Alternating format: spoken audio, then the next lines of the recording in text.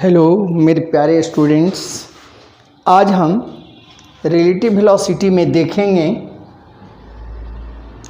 Rain and mine. Rain and mine. आदमी जो चलेगा वो हॉरिजॉन्टल एक्सिस पर ही चलेगा, यानी कह सकते हैं कि रोड पर ही चलेगा। तो एक आदमी जो है रोड पर चल रहा है और उसके हाथ में एक अम्ब्रेला है।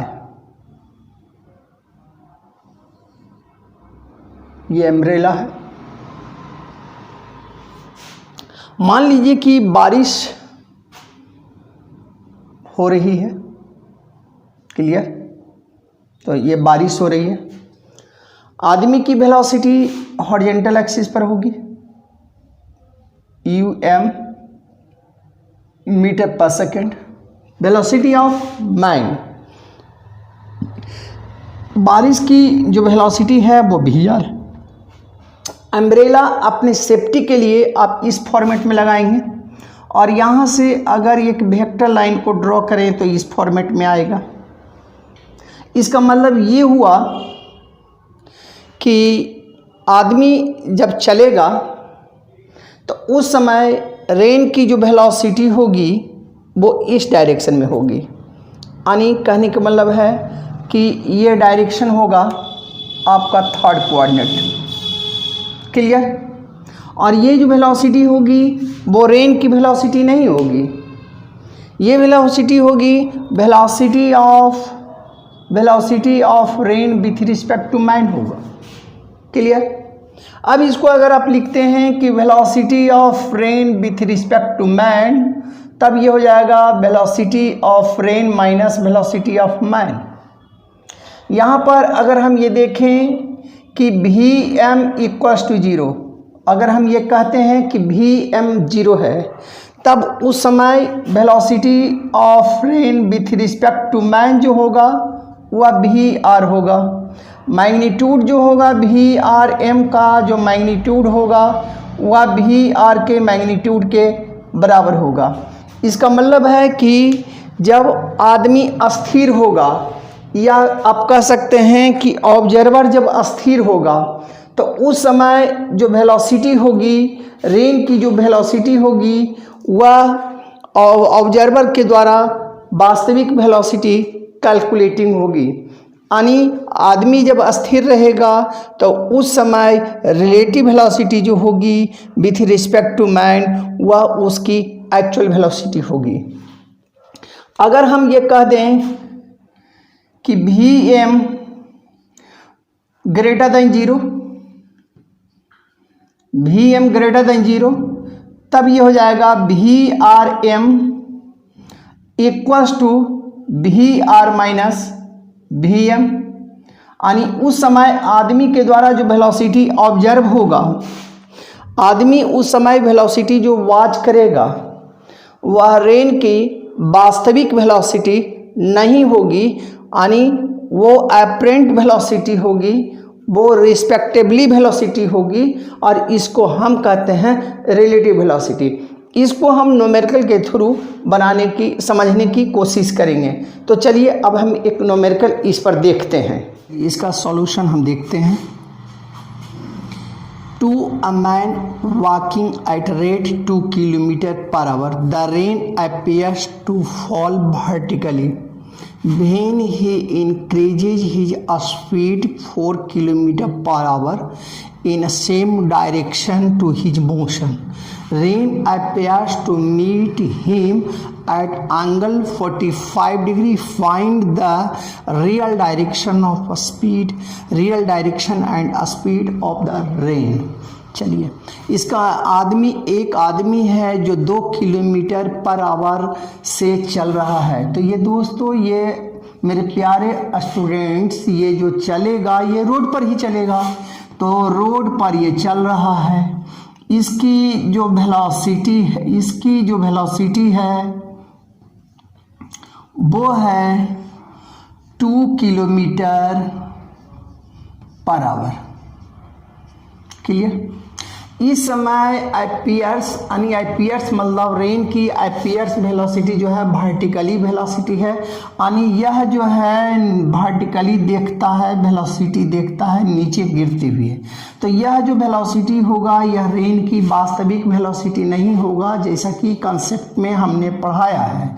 वास्तविक वेलोसिटी होने के लिए Vm को 0 होना होगा, यानी ऑब्जर्वर को रेस्ट में होना होगा। क्लियर। ऑब्जर्वर यहाँ रेस्ट में नहीं है, इसका मतलब है कि जो वेलोसिटी जो अपीयर्स कर रहा है वो अपरेंट वेलोसिटी है, उसको वो रिस्पेक्टिवली वेलोसिटी है। तब इसको हम लिखेंगे Vrm। मान लिया जाए कि रेन की जो वास्तविक वेलोसिटी है वो इस वे में है, तो ये हो गया Vr। वर्टिकल के साथ ये थीटा डिग्री का कोण बना रहा है। सेकेंड इवेंट में अपना ये वेलोसिटी इंक्रीज कर देता है, यानी सेकेंड इवेंट में वेलोसिटी अगर वो इंक्रीज करता है तो अपना Vm डैश की जो वेलोसिटी हो जाएगी वो 4 किलोमीटर पर आवर हो जाएगा। ओके। अब जो है वो कह रहा है कि एंगल जो है उसकी अपरेंट वेलोसिटी जो होगी वह 45 डिग्री बनाएगा।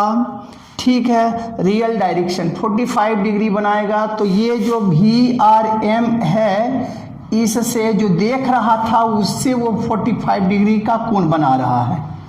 इसका मतलब है कि ये वेलोसिटी जो होगा वह Vrm होगा। और आपको ये याद रखना है कि यह भी इसकी जो वेलोसिटी है वह रेन की वास्तविक वेलोसिटी नहीं है, अपरेंट वेलोसिटी है। क्लियर। अब इसको उठाकर हम यहाँ पर रखते हैं तो ये हमारा ये बन जाएगा, ये हो जाएगा Vr। अब हम इसमें एक कंस्ट्रक्शन करते हैं कि इस लाइन पर हम एक परपेंडिकुलर लाइन ड्रॉ करते हैं। ये कंस्ट्रक्टेड लाइन है, कंस्ट्रक्टेड लाइन है। क्लियर। अब ये कोण हम बना दिए 90 डिग्री का, ये कोण बना हुआ है, ये 90 डिग्री का कोण बना हुआ है। तो ये कोण हो जाएगा 45। क्लियर। अब इसमें हम आते हैं तो फर्स्ट इवेंट में जो हम देख रहे हैं वो ये देख रहे हैं कि Vr sine theta equals to 2 हो जाएगा।